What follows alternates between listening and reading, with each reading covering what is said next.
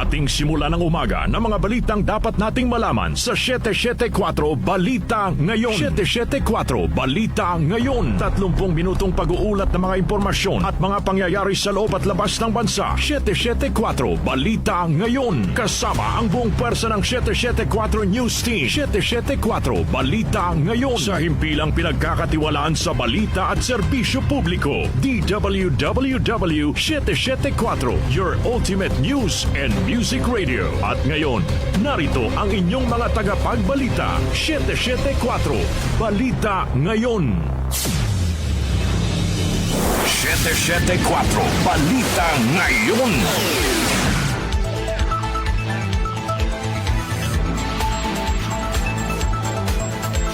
Magandang umaga, Luzon, Visayas at Mindanao. Ngayon po ay araw ng Martes, February 3, 2026. Narito na ang 774 Balita Ngayon. 774 Balita Ngayon. At sa ating po mga headlines, House Committee on Justice na dineklarang sufficient inform ang dalawang impeachment complaint laban kay Pangulong Ferdinand Marcos Jr. Pangulong Ferdinand Marcos Jr. nababahala sa posibleng epekto sa ekonomiya ng impeachment complaint laban sa kanya. Dalawang impeachment complaint inihain laban kay Vice President Sara Duterte. Panibagong suspect sa kaso ng pagpatay sa babaeng pulis at anak nito sumuko sa mga otoridad. Isinampang reklamo ng Securities and Exchange Commission o SEC laban sa Villar Land, isinasa ilalim pa sa evaluation ng DOJ. Panibagong pagtaas sa presyo ng mga produktong petrolyo kasado na ngayong araw. Metro News, mahigit 39 milyon pesos na halaga ng cocaine nasabat sa NAIA sa isang babaeng pasahero mula Brazil. Sa ating Science and Technology News, crew rotation ng NASA sa International Space Station nakatakdang isagawa sa February 11. Lifestyle News, ilang isla sa Eastern Visayas target na gawing bahagi ng mga luxury cruise stops. Sa ating music trivia, karawan ngayon ng isa sa mga miyembro ng Temptations na nagpasikat ng mga awiting My Girl at Just My Imagination. Sino siya? Alamin. Balitang kakaiba, 2 taong gulang na batang lalaki sa England nakasungkit ng world record dahil sa galing maglaro ng snooker. Ang ating po oras, 6:41 ng umaga. Kami po ang inyong tagapagbalita at Darlene Olanyo. At ako naman po, si Albert Antivo. Narito naman ang detalye ng mga balita. 774 Balita Ngayon. Idineklara ng House Committee on Justice na parehong sufficient inform ang dalawang verified impeachment complaint laban kay Pangulong Ferdinand Marcos Jr. Ang unang reklamo inihain ni Attorney Andre De Jesus at inendorso ni Pusong Pinoy Party List Congressman Journey Jet Nisay, habang ikalawang reklamo naman ay inihain ng Makabayan Coalition at inendorso ng mga kongresista ng Makabayan Bloc. 46 na miyembro ng komite ang bumoto na sufficient inform ang unang reklamo, isa ang kumontra at isa ang nag-abstain, habang 35 mga kongresista naman ang bumoto na pabor sa sufficient inform. Ang ikalawang reklamo, 9 ang kumontra at isa ang nag-abstain.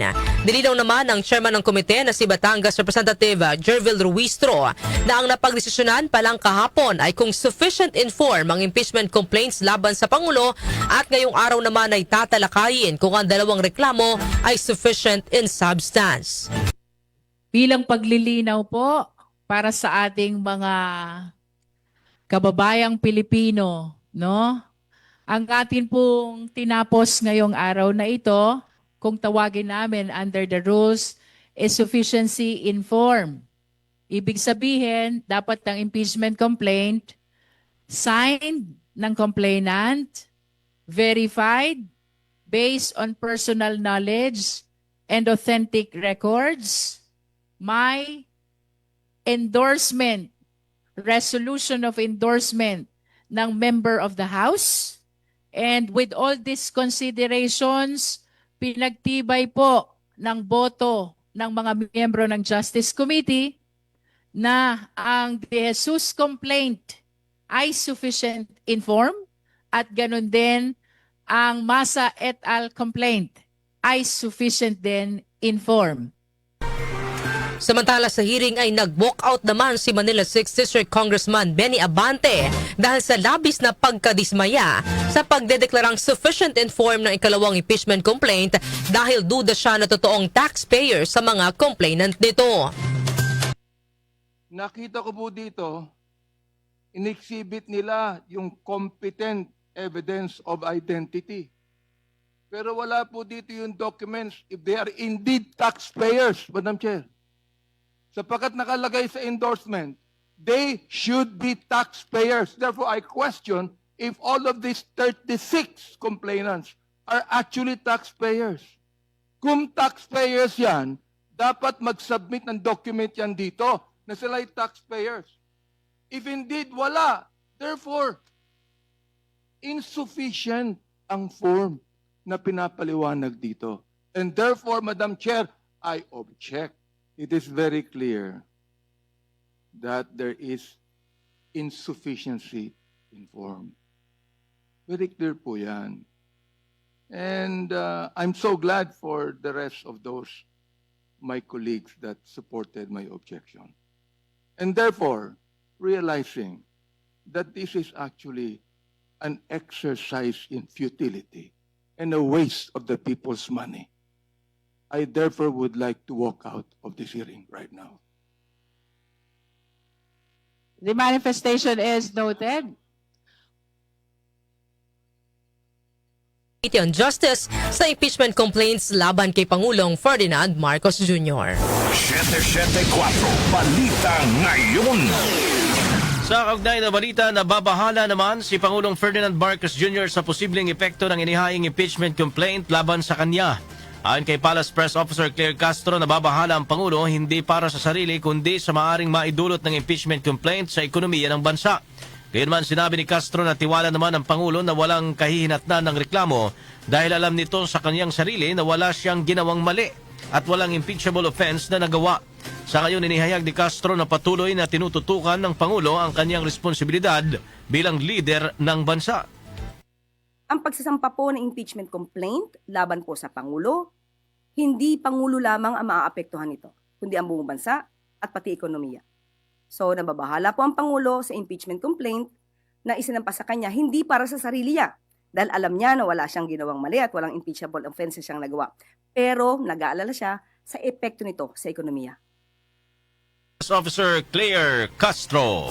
774 Balita Ngayon. Dalawang panibagong impeachment complaint ang inihain laban kay Vice President Sara Duterte kahapon. Ang unang reklamo inihain ng mga miyembro ng Makabayan Coalition at inendorso ng Makabayan Bloc. Sa unang reklamo, inakusahan si VP Sara ng betrayal of public trust dahil sa pag-abuso umano nito sa kanyang kapangyarihan sa paggamit ng 612.5 million pesos confidential funds mula December 2022 hanggang ikatlong quarter ng 2023. Ang ikalawang impeachment complaint naman na inihain ng 17 individual na kabilang sa iba't ibang progresibong grupo sa pangunguna ng Tindig Pilipinas at inendorso ni Akbayan Party List Congressman Percy Sendanya at Mamamayang Liberal Party List Representative Leila de Lima. Batayan naman ang kanilang reklamong umano'y culpable violation of the Constitution, graft and corruption, bribery, betrayal of public trust at iba pang high crimes. Samantala, hindi naman na ikinabigla ng kampo ni VP Sara ang inihaing mga panibagong impeachment complaint laban sa kanya. Ayon sa isa sa mga miyembro ng defense team ni VP Sara na si Attorney Michael Poa, handa silang harapin ang lahat ng alegasyon laban sa pangalawang Pangulo sa pamamagitan ng mga prosesong na ayon sa konstitusyon. Samantala, Pangulong Ferdinand Marcos Jr. hands off sa dalawang impeachment complaint laban kay Vice President Sara Duterte. Shadel Salazar sa report. Nanindigan ng Malacanang na walang anumang kinalaman si Pangulong Ferdinand Marcos Jr. sa paghahain ng dalawang impeachment complaints laban kay Vice President Sara Duterte.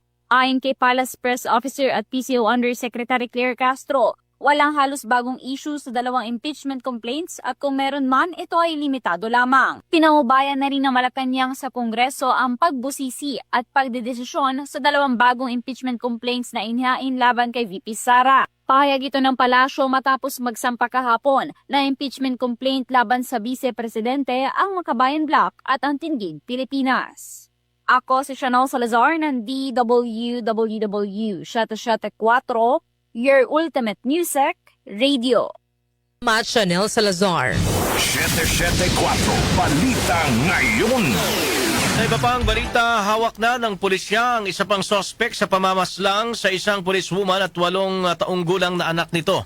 Ayon kay NCRPO Chief Police Major General Anthony Aberin, personal na nagtungo ang sospek sa Quezon City Police District Criminal Investigation and Detection Unit o CIDJ para sumuko at ilantad ang kaniyang mga nalalaman hinggil sa krimen. Nauna nang naaresto ang 4 na sospek na kinabibilangan ng isang car agent, asawa nitong dismissed na pulis, kanilang helper at ang dating asawa ng nasawing policewoman na isa ring pulis. Iniyag ng PNP na tiwala sila sa hawak nilang significant update sa kaso.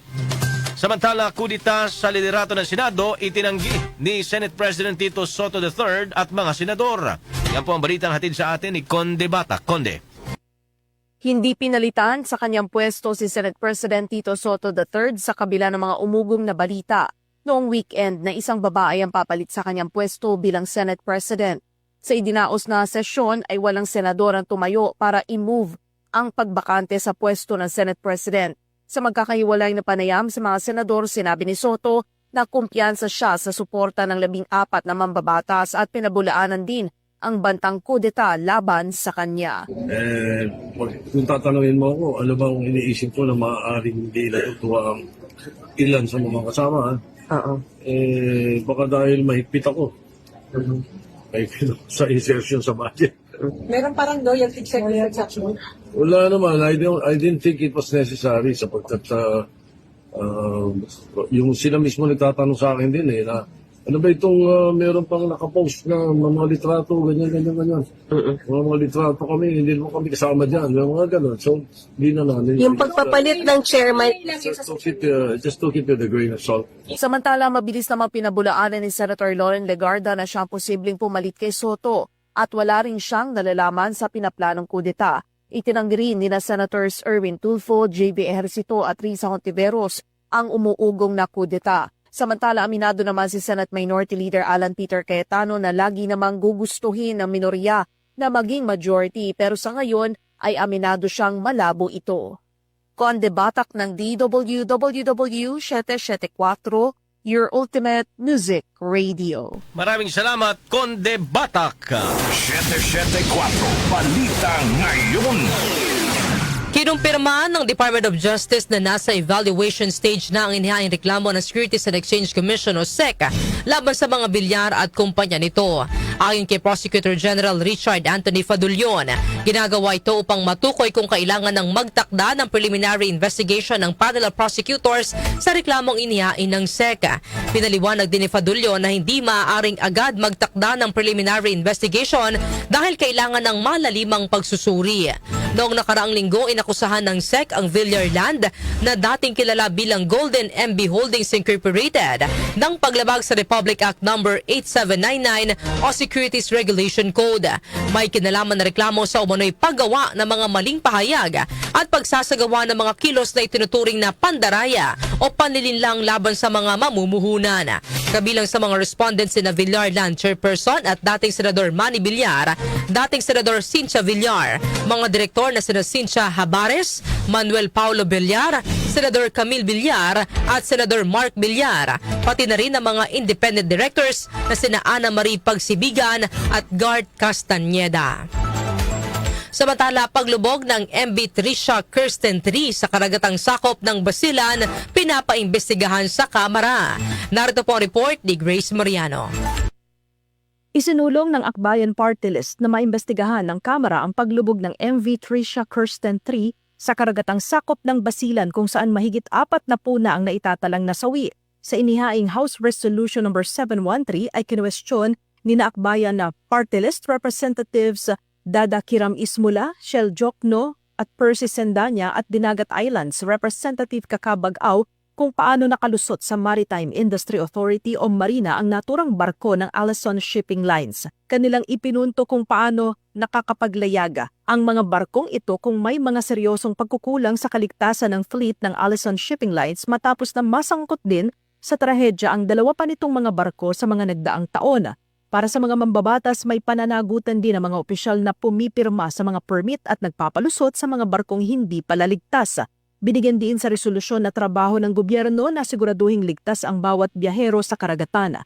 Layunin ng investigasyon ng Kamara na mapalakas ang maritime safety laws at mapag-ibayo ang pananagutan para hindi na maulit ang mga ganitong trahedya sa hinaharap. Ito si Grace Mariano para sa DWWW 774, your ultimate music radio. Maraming salamat, Grace Mariano. 774 Balita Ngayon. Sa pagpapatuloy ng ating balitaan, 4 na sakay ng nagkaaberyang bangka sa Tawi-Tawi na iligtas ng mga otoridad. Detalye hatid ni Angel Garcia. Angel. Agad na rumisponde ang mga kawani ng Philippine National Police Maritime Group sa isang motor launch na nasiraan ng makina habang bumabiyahe sa karagatang sakop ng Bungaw at Cebu to Tawi-Tawi. Ayon sa PNP Maritime Group, noong January 30 nakatanggap ng distress call ang 1st Special Operations Unit mula sa mga sakay ng ML Paiksa matapos itong tumigil sa gitna ng dagat kaya sa problema sa makina habang patungo sana sa Cebu 2. Kaga naman nagkasa ng rescue operation ang PNP Maritime Group sa koordinasyon ng Tawi-Tawi Maritime Police Station gamit ang patrol boat kung saan matagumpay na nailigtas ang 4 na sakay ng bangka. Kasunod dyan patuloy na paigtingin ng PNP Maritime Group ang presensya at kahandaan sa mga baybayin at karagatan ng bansa upang masiguro ang kaligtasan ng mga biyahero at mga mangingisda. Angel Garcia ng DWWW 774, your ultimate music radio. Maraming salamat, Angel Garcia. Samantala, 774 Balita Ngayon. epektibo na po ngayong araw ang panibagong pagtaas sa presyo ng mga produktong petrolyo. Sa abiso po ng kumpanya o mga kumpanya ng langis, nakasaad na tumaas ng 80 centavos ang presyo ng kada litro ng gasolina, habang 1 peso and 60 centavos naman ang aumento ng kada litro ng diesel. May taas presyo naman na 1.10 o 1 peso and 10 centavos sa kada litro ng kerosene. Ito na ang ika-4 na sunod na linggong taas presyo sa gasolina at ika-6 na sunod na linggo naman sa diesel at kerosene. Samantala, DepEd nakipag-partner sa isang international organization para sa transparency ng mga kontrata sa ahensya. Gina Mapes sa report. Magtutulungan ng Department of Education o DepEd at Open Ownership upang palakasin ang transparency, integridad at risk detection sa public procurement, lalo na sa sektor ng edukasyon na may pinakamalaking pondo at saklaw ang buong bansa. Kaugnay nito, nilagdaan ang isang Memorandum of Agreement para maging pilot agency ang DepEd sa paggamit ng beneficial ownership data sa procurement. Ito ay ang pagtukoy kung sino ang tunay na may-ari, may control, at nakikinabang sa mga kumpanyang kumukuha ng kontrata sa gobyerno at hindi lang ang mga pangalang nakasulat sa papel. Alinsunod sa kasunduan, ang DepEd at Open Ownership ay magsasagawa ng retrospective analysis sa mga piling procurement contract upang makita kung paano makatutulong ang beneficial ownership information sa pagtukoy ng posibleng conflict of interest, mga hindi dinedeklarang kaugnayan ng mga kumpanya, paulit-ulit na panalo ng iisang bidder at labis na pagkontrol ng ilang kumpanya sa merkado. Ang Open Ownership, isang international organization na tumutulong sa gobyerno o mga gobyerno sa pagpapatupad ng beneficial ownership transparency, ay magbibigay ng technical assistance, capacity building at mga analytical tools sa mga opisyal ng DepEd na may hawak ng procurement. Ako si Gina Mape ng DWWW 774, your ultimate music radio. Maraming salamat, Gina Mape. 774 Balita Ngayon. Ang ating pong oras, 3 minuto bago mag-alas 7 ng umaga. Kami pa rin po inyong tagapagbalita, Darlene Olanyo. Ako naman si Albert Antivo. 774 Balita Ngayon. Metro News. Metro News. Nasabat ng Philippine National Police o PNP sa NAIA ang 39.1 billion pesos na halaga ng cocaine na nakatago sa bagahe ng isang babaeng pasahero. Ayon sa PNP, kinasang operasyon, makaraan silang makatanggap ng impormasyon ukol sa pagdating ng isang 38 years old na babaeng pasahero mula Sao Paulo, Brazil, via Doha, Qatar na may dalang illegal na droga. Nang isa lang ito sa X-ray screening sa NAIA Terminal 3, napansin na inspector ng Bureau of Customs customs ang isang kahina-hinalang bagay sa loob ng green nitong trolley bag. Sa isinagawang manual search, doon na nabisto ang isang hidden compartment na naglalaman ng 4 na pouch na nakabalot sa tape, plastic, carbon paper at foil. Agad na bang inaresto ng mga tauhan ng NAIA Police Station 3 ang babaeng pasahero, habang isa sa ilalim naman sa wastong proseso ang nakumpiskang illegal na droga. Foreign exchange rates. Foreign exchange rates. Sa atin naman pong foreign exchange rates, ang palitan ng piso kontra dolyar ay nasa 58 pesos and 95 centavos. Nasa 69 pesos and 88 centavos naman ang palitan ng piso kontra euro, habang ang British pound ay nasa 80 pesos and 70 centavos. Ang palitan naman ng piso kontra Saudi Real ay nasa 15 pesos and 72 centavos, habang ang Japanese yen ay nasa 38 centavos. Lotto results. Lotto results. Update naman po tayo sa resulta ng Lotto. Iatid po sa atin ni Jonah Bakiran. Jonah. Narito na ang mga lumabas na winning combination sa Grand Lotto 655 na binola kagabi February 2. 44, 30, 17, 1, 19, at 50, kung saan naabot sa 45 million pesos ang papremyo.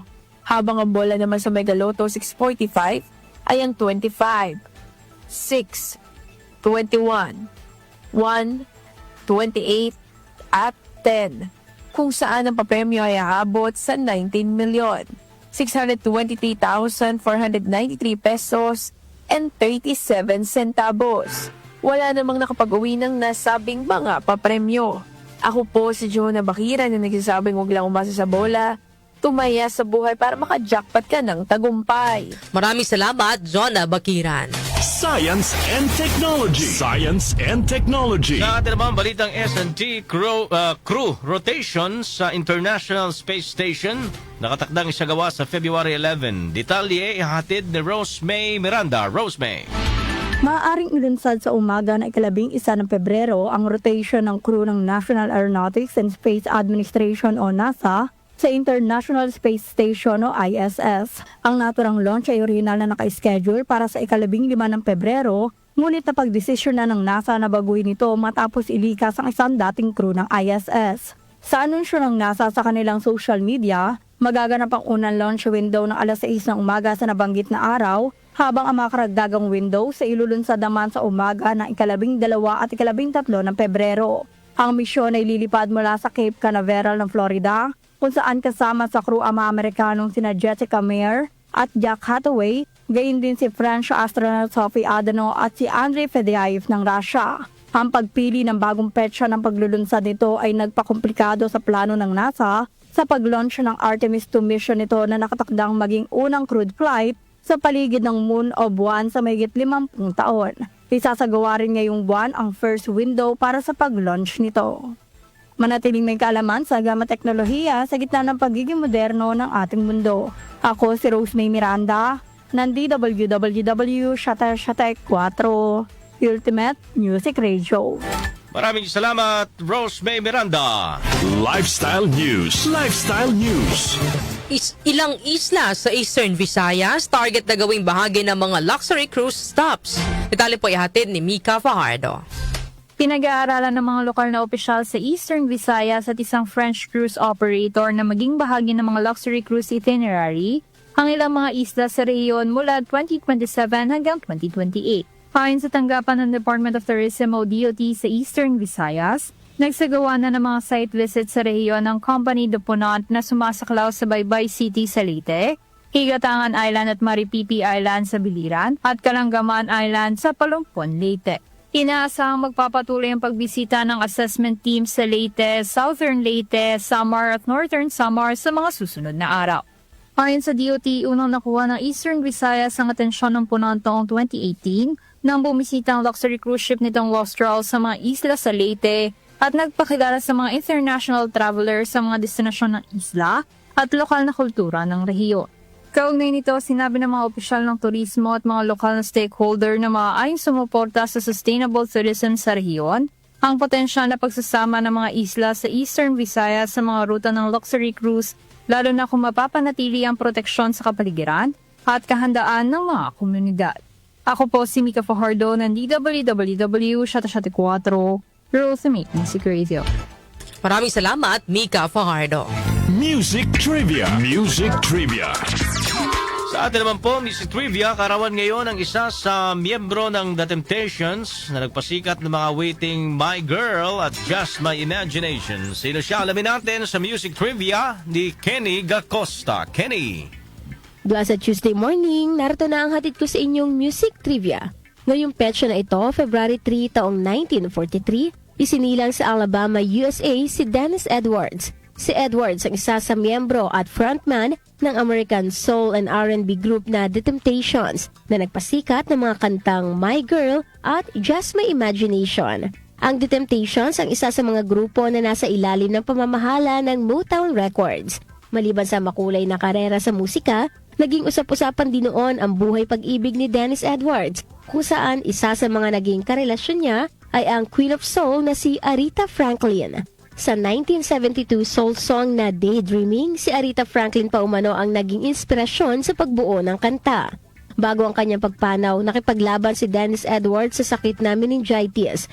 At noong February 1, 2018, pumanaw na siya 2 araw bago ang kanyang ika-75 kaarawan. Samantala, ilan pa sa mga kilalang awiti ng The Temptations ay ang Get Ready, Ball of Confusion, Stay at Treat Her Like a Lady, na inyo ring madidinig dito sa inyong Ultimate Music Radio na DWWW 774. At yan, hatid ko sa inyong Music Trivia. Ako po si Kenny Gacosta. Thank you so much, Kenny Gacosta. Balitang Kakaiba. Ito naman sa ating balitang kakaiba. 2 taong gulang na batang lalaki sa England nakasungkit ng world record dahil sa galing maglaro ng snooker. Detalye po yung hatid ni Doc Justin. Good morning, Doc Justin. Good morning, Darlene. Good morning, Albert. Sa lahat ng mga kanyosik natin, magandang umaga sa inyo. Happy Tuesday. Happy Tuesday. Ano ba ang hatid mo sa aming balitang kakaiba ngayong araw, Doc Justin? Ngayong araw na ito, Pebrero 3, sinahangaan nga ang 2 taong gulang na bata na si Jude Owens mula sa England dahil sa galing nitong maglaro ng snooker. Itong snooker na ito. Tanda na talaga ako doon. Hindi ko na parang billiard. Para siyang billiard. Ganun pa wala yun. Mukha silang parehas pero mukhang magkaiba ata ng mechanics ang billiard at ng snooker.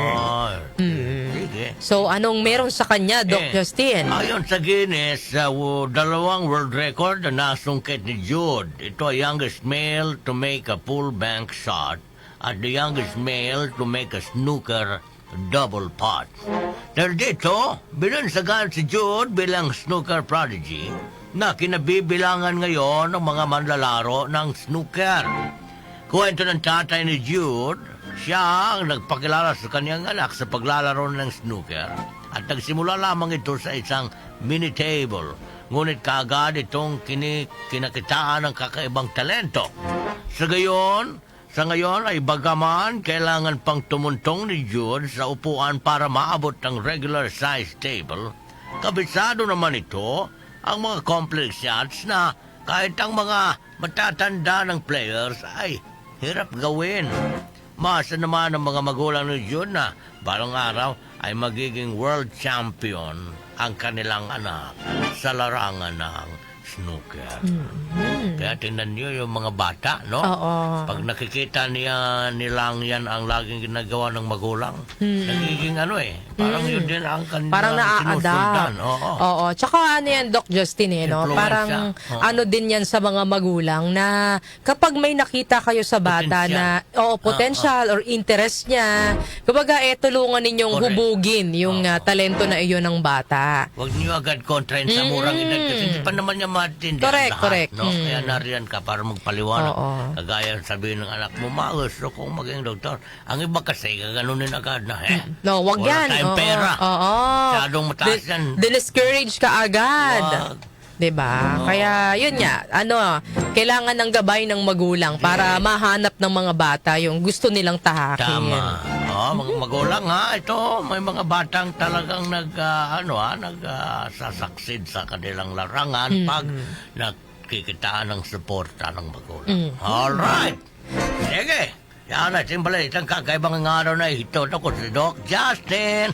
Disot na ako. Thank you. Maraming salamat, Doc Justin, sa ating balitang kakaiba.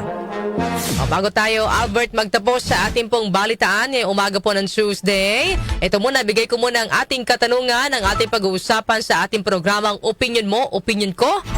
Dapat ba tayong mangamba na dalawa sa pinakamataas na leader ng bansa ay naharap sa kasong impeachment? No, dahil ito na, Albert. Si Pangulong Marcos sinampahan ng dalawang impeachment complaint. Tapos kahapon si Vice President Sara Duterte, mayroon na ring panibagong kasong kinakaharap, no, na panibagong kinakaharap na impeachment complaint. Dalawa din ito na hinihain sa Kamara kahapon. So ito na, dalawang leader na ng bansa. Tanong natin to kasi may mga reaksyon na nagsasabing baka ito'y makapekto sa image ng bansa sa international community. Na hindi, ang gulo pa ng bansa. Well, that's part of the the democracy and the process. Correct. Kailangan mga kanyusik kung talagang may dapat mangamba dyan, yung mga may ginagawang mali. Tama. Na nasa pwesto. Correct ka dyan. Hindi ko alam kung Albert. sino yun, pero kayo na ang Oo. So, yan. Maghusga. Bantay. Magbigay ng inyong opinion sa tungkol na yan. O, muli ang ating katanungan, Albert, dapat ba tayo mangamba na dalawa sa pinakamataas na leader ng bansa ang nahaharap sa kasong impeachment? Para po sa inyong mga opinion, ang ating pong text line 0929-321-8738 at maaari din po kayong mag-comment sa ating pong Facebook Live at sa ating YouTube channel. Inyo pong narinig ang mga may init na balita ngayong araw po ng Martes, February 3, 2026. Kami po ang inyong tagapagbalita, Darlene Olanyo. At ako naman, si Albert Antibo. Napasa inyo ang 774 Balita Ngayon. 774 Balita Ngayon.